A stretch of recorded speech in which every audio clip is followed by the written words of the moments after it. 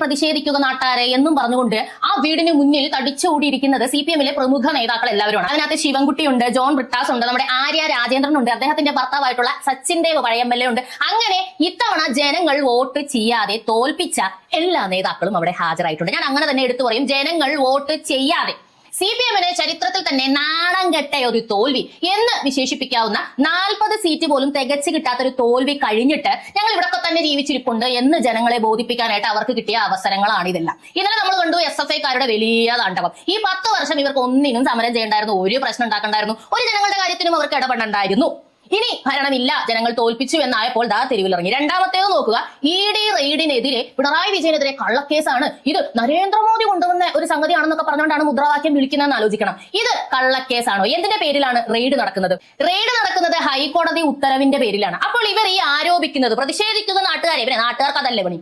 ഞാൻ ചോദിക്കട്ടെ, നിങ്ങൾ ഈ എക്സാലോജിക്കിൽ നിന്നും പൈസ വാങ്ങിയിട്ട് ഏത് നാട്ടുകാർക്കാണ് നിങ്ങൾ കൊടുത്തിട്ടുള്ളത്? അല്ല, ഈ പറയുന്ന ഈ കുത്തിയിരിക്കുന്ന ആളുകൾക്കെല്ലാം അതിന്റെ വിഹിതം ലഭിച്ചിട്ടുണ്ടാകണം. അല്ലെന്നുണ്ടെങ്കിൽ നിങ്ങൾക്ക് എന്തിന്റെ സൂക്കേടാണ്? എനിക്ക് അറിയാൻ മേലാത്തോണ്ട് ഞാൻ ചോദിക്കുക.